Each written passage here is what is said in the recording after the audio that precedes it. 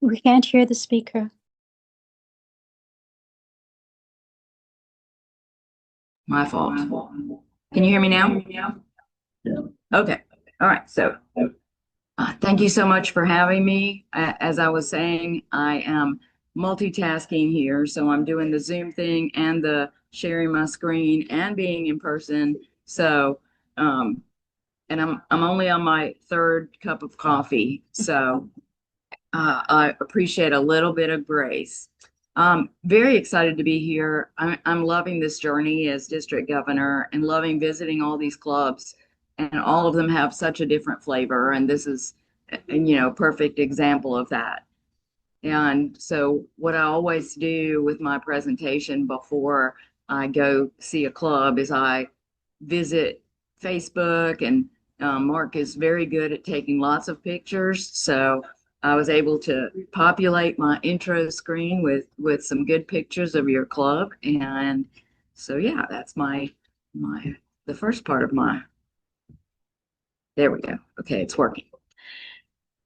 So to begin with, Francesco Arezzo is our Rotary International president. He hails from Italy.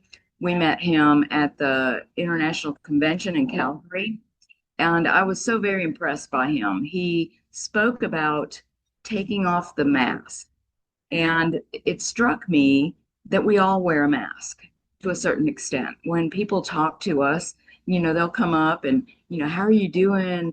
Oh, I'm great. But you might have left behind that day a pile of bills or a sick child or something going on, and yet you present yourself as being everything's great. But here's the thing, that mask, when you show your authentic self, you get a closeness with the people around you.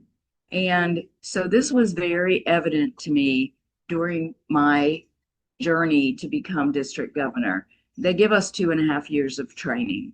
And during that time, I was diagnosed with non Hodgkin's lymphoma. Um, I did not expect that. I am a type A personality. So I like to have all my ducks in a row, everything in order. And that was not on my plan. And so I also was I was scared, to be honest. And what I learned from that experience was what Stephanie Urchick, our past Rotary International president, refers to as the family of Rotary, right? Um, the family of Rotary honestly came around me and embraced me and refused to allow me to sulk or feel sorry for myself or any of that. And so I encourage clubs and all Rotary members to really get to know your members, and that's your in-person members and your Zoom members. Share that authenticity.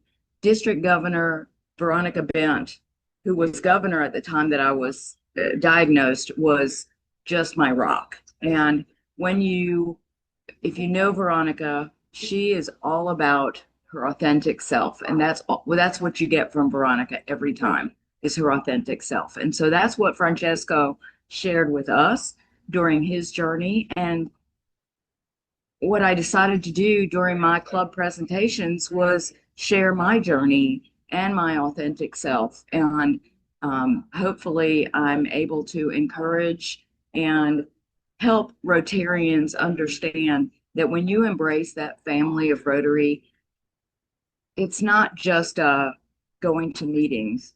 It's an it's a all the time kind of thing. Because my Rotary Club came around me, they sent meals, even though I don't like to ask for help, and I'm very self-sufficient, or I think I am. Yeah, kind of like sort of invincible. Um, but we all absolutely right. Yeah, okay. So um, so I just want to share that journey with you and hope to encourage you in your time as a Rotarian.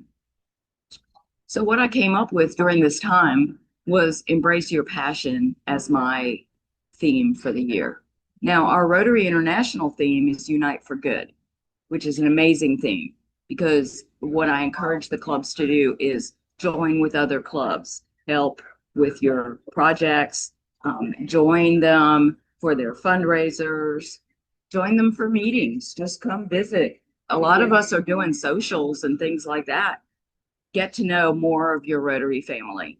But embrace your passion goes deeper, because if you think about all the grants that we do as clubs and all the different areas that we serve in our clubs, there is something that we can all grab onto as a passion point.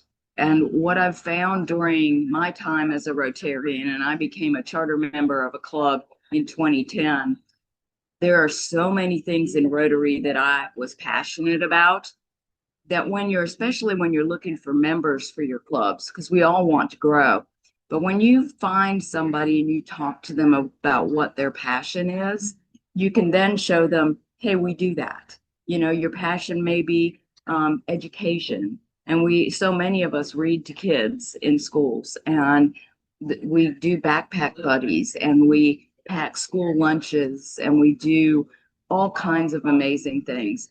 So you don't want to become a Rotarian just to be a number. None of us wants to be a number. We want to be welcomed when we come to the club. We want to feel like this is our family, and we want to feel vital and contributing. I joined Rotary because I felt like, as a business owner, it was my responsibility to give back to my community.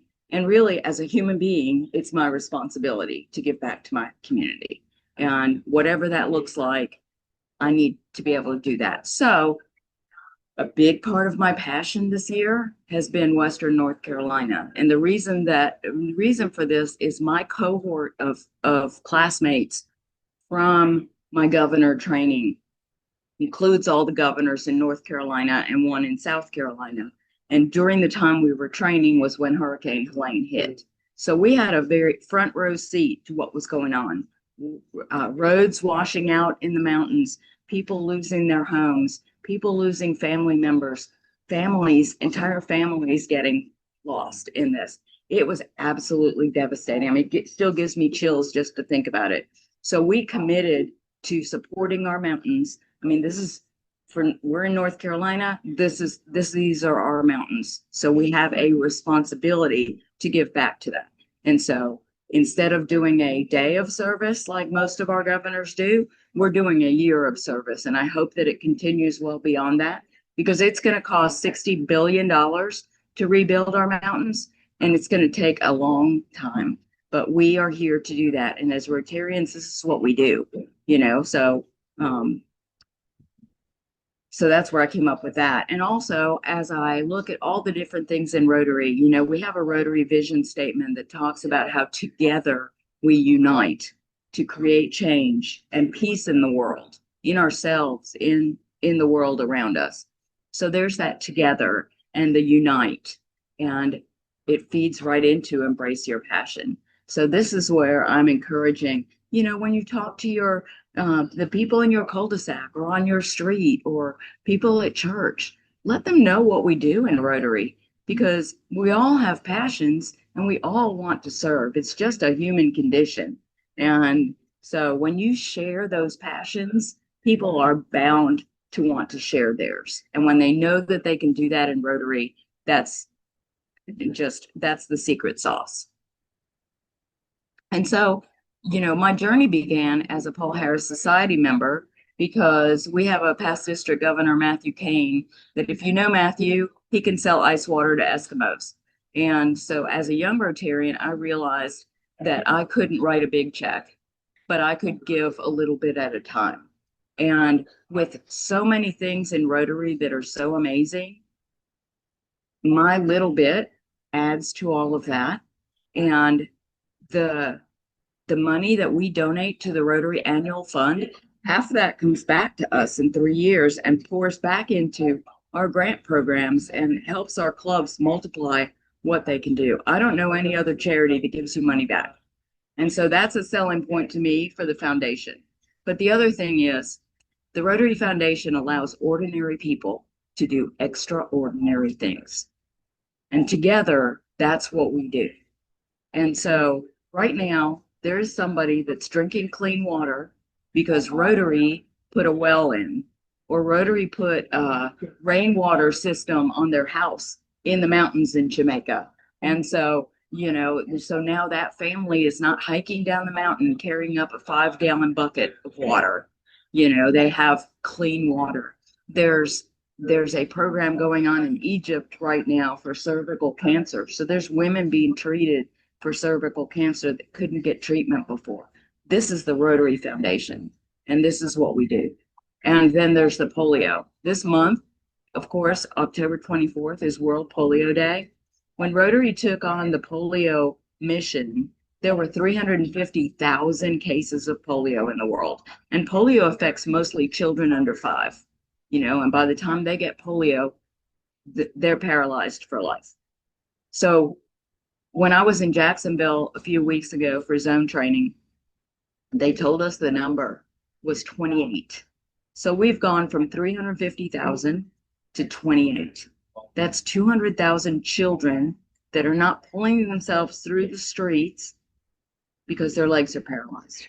This is what Rotary has done, and we are so close to getting to the end of that. And then it's going to take 3 years after you wipe out the polio to make sure that to declare it as eradicated. There's only one other disease that has been eradicated. And so this will be disease number 2. And this will be what we do as Rotarians, as part of the Rotary Foundation with our amazing partners and the Gates Foundation that multiplies our money 2 to 1.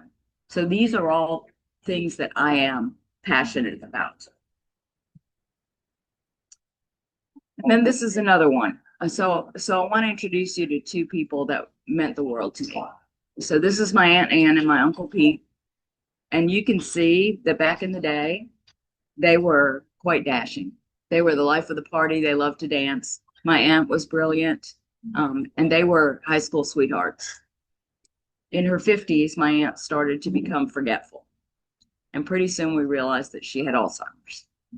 And it was devastating to watch her for the next 13 years go through this disease where she just became a shell of herself. My uncle, devoted to her because they had that love story for the ages, he was by her side for that whole journey. And he was actually named by the Alzheimer's Association Caregiver of the Year back in 2005 for his dedication. But what CART does, and CART was started by a Rotarian, it's Coins for Alzheimer's Research Trust. And I am asking all of our clubs, for all of our members to contribute to CART. If we do a mere $20 per person, we can help make a big difference in CART. Because what CART does, I don't know why. Oh, okay. Okay, sorry. But what CART does, and our clubs do an amazing job giving care to the caregivers. We do memory care. We deal with the Dementia Alliance, all of that kind of thing. But CART comes at the front end of this, and 100% of the money donated to CART goes to research. 100%. They're not paying any big salaries. This is all going straight to research. Because wouldn't this be an amazing gift if we could give a future generation the ability to not know what Alzheimer's means? I mean, we have kids that our kids, teenagers, they don't know what polio is. This is a Rotary gift. Wouldn't it be amazing if we could give them the gift of not knowing what Alzheimer's is, of not looking at grandpa who doesn't know who you are suddenly? Wouldn't that be amazing? And we can do this if we donate to CART and contribute to research. There's strides being made every day, but I personally am terrified of this disease, and I beg of you to consider making CART one of your contributions. I'll share with you that another one of my passions is the Rotary Peace Center, because we want peace in the world. And Rotary has 7 peace centers around the world. There's a new one this year, I believe, in Pune, India. They opened one last year in Turkey, but our crown jewel is right here in our backyard. It's at the Duke UNC Peace Center. I do say Duke before I say UNC, as a good Duke alumni. But if Duke and UNC can collaborate on a peace center, I believe that there can be peace in the world. Maybe not during basketball season, but yes, there can be peace. And let me tell you about these peace centers. These young people that come to these peace centers.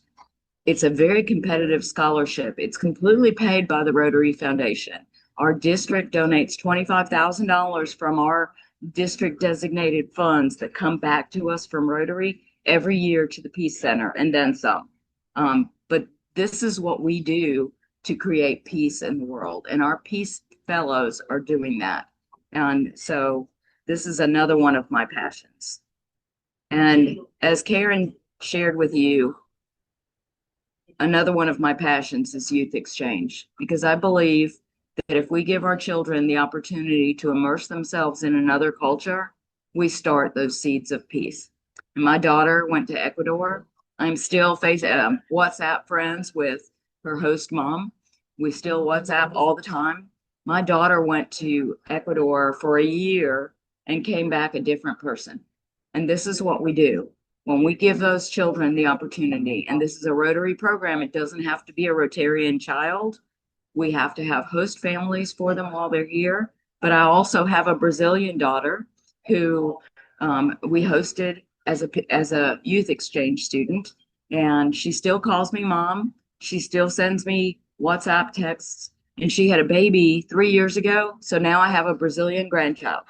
These are relationships that we build. You know, the children that we have hosted, the Peace Fellows we have hosted. This is part of my Rotary family, and I encourage you to take advantage of those things. And last, what I'll share with you is that we are going to celebrate at the beach on April 17th and 18th. The registration is open right now for our district conference. I am excited to celebrate all of the great things that I see our clubs doing. I'm an awards person, so I'm doing lots of awards, but feet in the sand is my happy place. I'm also a margaritas girl, so there probably will be some margaritas, just saying. And the thing that we are very excited about is that Saturday night we have booked a yacht for a sunset dinner cruise. And so it is first come, first serve, because we will only hold 100 people on the yacht.